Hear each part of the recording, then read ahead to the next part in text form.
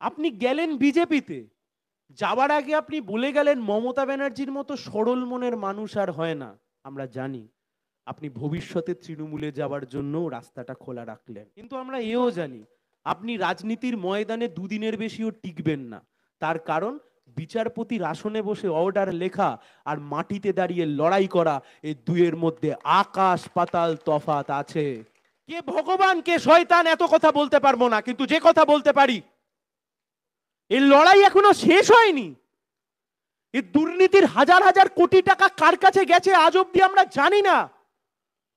উনি মাঝপথে সেই লড়াই থেকে পালিয়ে চলে আসতে পারেন, কিন্তু সিপিআইএম এই লড়াই মাঝপথে ছেড়ে আসবে না।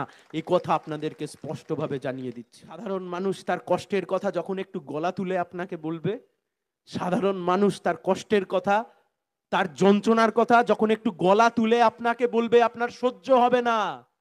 তার কারণ এই রাজনীতির ময়দান আপনার কাছে অচেনা। তার কারণ এই রাজনীতির ময়দানে আপনি নতুন। তার কারণ আপনি মানুষের কথা কোনোদিন সামনাসামনি শোনেননি, আপনি মানুষের উকিলের মাধ্যমে শুনেছেন। আর আমরা ৩৬৫ দিন ঘামে রক্তে ভিজে জেলে গিয়ে রাস্তায় পড়ে থেকে লড়াই লড়ে আন্দোলন করে মানুষের কথা শুনেছি, তার জন্য লড়াই আন্দোলন করেছি। তাই এই লড়াই যখন লড়তে নেমেছি, কান খুলে শুনে রেখে দেন। আজ থেকে 1 থেকে 2 সপ্তাহের মধ্যে দেখবেন এই রাধামণি অঞ্চলের মাথার উপর দিয়ে ফুটফুট করে হেলিকপ্টার মুড়ি মুড়কির মতো উড়ে যাবে আর আসবে।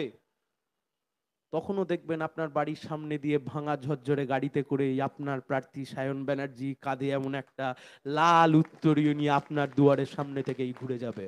আমাদের কাছে অত পয়সা নেই হেলিকপ্টার চড়বার, আমাদের কাছে অত পয়সা নেই অত খরচ করবার, আমাদের কাছে ওই ইলেকটোরাল বন্ডের নামে হাজার হাজার কোটি টাকা নেই, আমাদের কাছে গরু পাচারের টাকা নেই, আমাদের কাছে কয়লা পাচারের টাকা নেই, আমাদের কাছে চিট ফান্ডের টাকা নেই, আমাদের কাছে 100 দিনের জব কার্ডের চুরির টাকা নেই। কিন্তু আমাদের কাছে যা আছে, দু চোখ ভরা স্বপ্ন আর মানুষের জন্য কাজ করবার ইচ্ছা আর জেদবার খিদে, এই নিয়েই লড়াই লড়তে নেমেছি আমরা। আমি জানি না, আমি শুনেছি বিজেপির যিনি প্রার্থী হবার কথা এখনো তিনি হননি। যদি হন, যার প্রার্থী হওয়ার কথা তিনি একজন হাইকোর্টের প্রাক্তন বিচারপতি। পশ্চিমবাংলার মানুষ, সাধারণ মানুষ যারা দুর্নীতিকে ঘৃণা করেন, যারা দুর্নীতিকে দুচক্ষে দেখতে পারেন না, যারা মনে করেন চুরি করা পাপ, চুরি করা উচিত নয়, তাদের একটা অংশের কাছে এই বিচারপতি শেষ 1 বছর 1.5 বছর ধরে ভগবান ছিলেন। কেন ছিলেন? ছিলেন তার কারণ আমরা বামপন্থীরা, সিপিআইএম, আইনজীবীরা আদালতের মধ্যে দাঁড়িয়ে ওই দুর্নীতির বিরুদ্ধে লড়াই আমরা লড়েছি। কবে হয়েছে বলুন তো এই দুর্নীতি? জানেন? জানা আছে দুর্নীতি কবে থেকে শুরু হয়েছে? টেট হয়েছে 2012 সালের নোটিফিকেশনে, সেই দুর্নীতির বিরুদ্ধে লড়াই। তারপরে টেট হয়েছে 2016 যে টেট, তার বিরুদ্ধে আমাদের লড়াই, তার দুর্নীতির বিরুদ্ধে আমাদের লড়াই। 2016 এসএসসি, তার দুর্নীতির বিরুদ্ধে আমাদের লড়াই। এই দুর্নীতির লড়াই হঠাৎ করে শুরু হয়নি, এই দুর্নীতির লড়াই বহুদিন ধরে সিপিআইএম লড়েছে। এই দুর্নীতির লড়াই বহুদিন ধরে কালো কোট পরে আমরা কোর্টের মধ্যে লড়েছি। এসএফআই, ডিওয়াইএফআই বহুদিন ধরে রাস্তায় পড়ে থেকে এই লড়াই লড়েছে। এই লড়াই লড়তে গিয়ে আমাদের 4 জন কমরেডকে জেল পর্যন্ত খাটতে হয়েছে। আপনি মাননীয় বিচারপতি, আপনার কাছে মামলা হেঁটে হেঁটে যায়নি। আপনি মাননীয় বিচারপতি ছিলেন, কোনো মামলা আপনার কাছে অবধি এমনি এমনি গিয়ে পৌঁছয়নি। আমরা এজলাসে মামলা করেছি, আমরা মামলা তৈরি করেছি, আমরা আমাদের প্রাণের ঝুঁকি নিয়েছি। আপনি পুলিশের নিরাপত্তার মধ্যে বসে আপনি অর্ডারে সই করেছেন, আর আমরা পুলিশকে তোয়াক্কা না করে নিজের প্রাণ বাজি রেখে ওই লড়াই লড়েছি। কে ভগবান কে শয়তান এত কথা বলতে পারবো না, কিন্তু যে কথা বলতে পারি, এই লড়াই এখনো শেষ হয়নি। এই দুর্নীতির হাজার হাজার কোটি টাকা কার কাছে গেছে আজ অব্দি আমরা জানি না। উনি মাঝপথে সেই লড়াই থেকে পালিয়ে চলে আসতে পারেন, কিন্তু সিপিআইএম এই লড়াই মাঝপথে ছেড়ে আসবে না। এই কথা আপনাদেরকে স্পষ্টভাবে জানিয়ে দিচ্ছি। আপনাকে বাংলার মানুষ ভগবান মেনেছিল, আপনাকে বাংলার মানুষ ভগবান ভেবেছিল। আপনি প্রথম দিনই বলে দিলেন শুভেন্দু অধিকারী কাগজের মধ্যে মুড়ে টাকা নিয়েছে না চপ নিয়েছে আপনি নাকি জানেন না। তার সাথে আপনি কি বললেন? আপনি বললেন ওই নারদার যে ঘুষকাণ্ড, যেখানে নেতা মন্ত্রীরা ঘুষ খেতে গিয়ে ধরা পড়ে গেল, আপনি বললেন ওটা নাকি একটা ষড়যন্ত্র। আপনি গেলেন বিজেপিতে, যাওয়ার আগে আপনি বলে গেলেন মমতা ব্যানার্জির মতো সরল মনের মানুষ আর হয় না।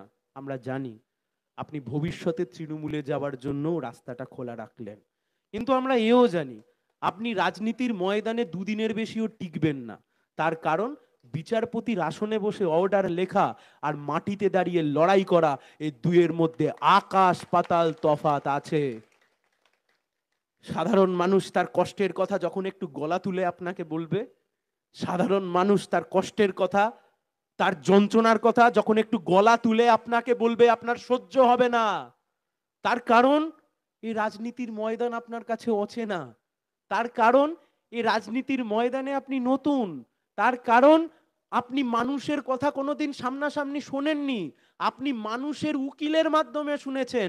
আর আমরা ৩৬৫ দিন ঘামে রক্তে ভিজে জেলে গিয়ে রাস্তায় পড়ে থেকে লড়াই লড়ে আন্দোলন করে মানুষের কথা শুনেছি, তার জন্য লড়াই আন্দোলন করেছি। তাই এই লড়াই যখন লড়তে নেমেছি, কান খুলে শুনে রেখে দেন। আমরা জানি প্রচুর লড়াই, এই লড়াই আমরা যখন লড়তে নেমেছি অনেক প্রতিবন্ধকতা আছে। তৃণমূল আর বিজেপি কোটি কোটি টাকা খরচ করবে, কোটি কোটি টাকা খরচ করবে তৃণমূল আর বিজেপি। আজ থেকে 1 থেকে 2 সপ্তাহের মধ্যে দেখবেন এই রাধামণি অঞ্চলের মাথার উপর দিয়ে ফুটফুট করে হেলিকপ্টার মুড়ি মুড়কির মতো উড়ে যাবে আর আসবে। তখনও দেখবেন আপনার বাড়ির সামনে দিয়ে ভাঙা ঝরঝরে গাড়িতে করে আপনার প্রার্থী সায়ন ব্যানার্জি কাঁধে এমন একটা লাল উত্তরীয় নিয়ে আপনার দুয়ারের সামনে থেকেই ঘুরে যাবে।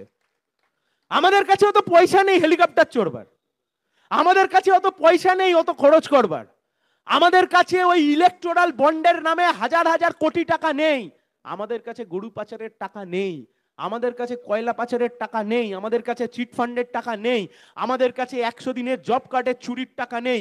কিন্তু আমাদের কাছে যা আছে, দু চোখ ভরা স্বপ্ন আর মানুষের জন্য কাজ করবার ইচ্ছা আর জেদবার খিদে, এই নিয়েই লড়াই লড়তে নেমেছি আমরা। আর আমার যে সমস্ত কমরেডসরা এখানে জড়ো হয়েছেন, আপনাদের উদ্দেশ্যে বলছি, লড়াই আমরা যখন লড়তে নেমেছি, অনেকে আমাকে জিজ্ঞাসা করেছেন যে লড়াই তোমরা লড়ছো কিন্তু তোমরা তো শূন্য, কি করবে তোমরা এই লড়াই লড়ে? তোমরা গোটা পশ্চিমবাংলা একটা বিধানসভা জিততে পারোনি, তোমরা লোকসভা জিতবে কিভাবে? আমি আপনাদেরকে বলছি শুনুন, রাজনীতি না বড় অদ্ভুত এবং অন্য রকমের বিষয়। পাটিগণিতে 2 আর 2 তে কখনো 4 হয়ে যায়, 2 + 2 তে 4 হয়ে যায়। আবার রাজনীতিতে না চাইলেও মাঝে মাঝে 2 আর 2 22ও হয়ে যায়, 4ও হয়ে যায়।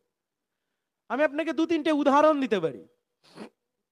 সিপিআইএম এর দাপুটে সাংসদ ছিলেন সোমনাথ চ্যাটার্জি, যাদবপুর লোকসভা কেন্দ্রে 1980-র দশকে। সেই সময়তে মমতা ব্যানার্জি প্রথমবার ভোটে দাঁড়িয়ে যাদবপুর লোকসভা কেন্দ্রে সোমনাথ চ্যাটার্জিকে প্রথমবারে হারিয়ে দিয়েছিলেন। ঠিক তার পরের বারে মমতা ব্যানার্জিকে সিপিআইএম যাদবপুর লোকসভা কেন্দ্রে আবার হারিয়ে দিয়েছিল। 2006 সালে সিপিআইএম 234টা আসনে জিতেছিল। আর ঠিক তার 2 বছরের মধ্যে 2008 সালে পূর্ব মেদিনীপুর এবং দক্ষিণ 24 পরগনা জেলা পরিষদে আমরা হেরে গেছিলাম। তার ঠিক 1 বছরের মধ্যে, অর্থাৎ লোকসভা নির্বাচনে তৃণমূল আমাদের চাইতে বেশি আসন পেয়েছিল। যে 2006 সালে সিপিআইএম 234টা আসন পেয়েছিল, 2011 সালে সেই সিপিআইএম মাত্র 62টা আসন পেয়েছিল, আর তৃণমূল গিয়ে সরকার তৈরি করেছিল। 2004 সালে তৃণমূল গোটা রাজ্যে একটা মাত্র আসন পেয়েছিল, একটা, মমতা ব্যানার্জি জিতেছিলেন দক্ষিণ কলকাতা থেকে। তাই আমরা বলছি আপনাদেরকে, রাজনীতির ময়দানে কখন কি হয়ে যায় কেউ বুঝতে পারে না। রাজনীতির ময়দানে কখন সব খেলা পাল্টে যায় কেউ বুঝতে পারে না। রাজনীতির ময়দানে লড়াই কখন পাল্টে যায়, কখন হাওয়া কোন দিকে বইতে শুরু করে আমরা কেউ বুঝতে পারি না। তাই আমরা আপনাদেরকে বলছি, মনোবল হারাবেন না।